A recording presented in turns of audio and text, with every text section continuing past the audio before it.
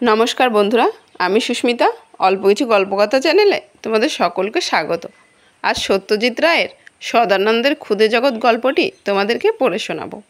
আজ থেকে প্রায় 1 বছর আগে আমার খুব সর্দি জ্বর হয়েছিল।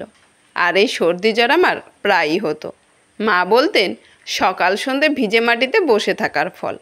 অন্যবারের মতো এবারেও জ্বরের প্রথম দিন কেমন শীত শীত, গা মরমরি কুড়েমির ভাব। তার এরপর স্কুল কামাইয়ের মজা তো আছেই। বিছানায় শুয়ে জানলার দিকে মাদার গাছটায় একটা কাঠবেড়ালি খেলা দেখছিলাম। মা এসে একটা তেতো ওষুধ খেতে দিলেন। আমি লক্ষ্মী ছেলের মতো তেতো ওষুধ খেয়ে কুলিকুচি করে জলটা জানলা দিয়ে ফেলে দিলাম। মা স্বস্তির নিঃশ্বাস ফেলে চলে গেলেন।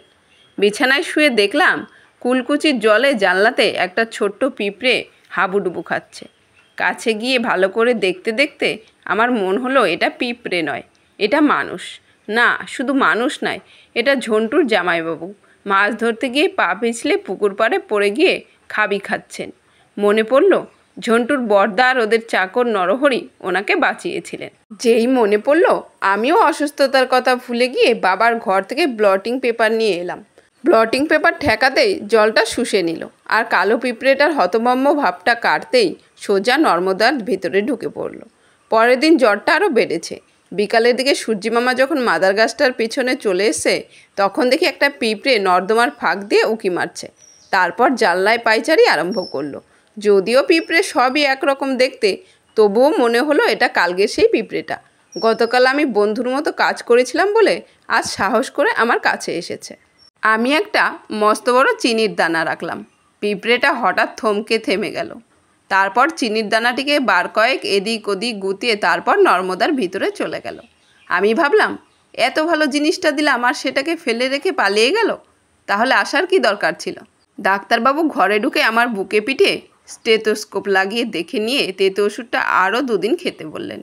আমার মন খারাপ করতে লাগলো, কেননা ভালো হয়ে যাওয়া মানেই স্কুল, আর স্কুল মানেই দুপুরটা নষ্ট হয়ে যাওয়া।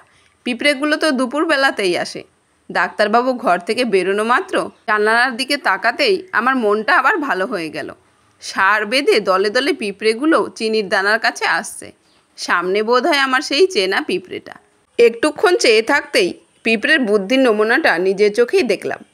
পিঁপড়েগুলো সবাই একজোটে চিনির মস্ত বড় দানাটাকে ঠেলতে ঠেলতে নর্দমার দিকে নিয়ে যাচ্ছে। সে যে কি মজার ব্যাপার তা না দেখলে বোঝা যায় না।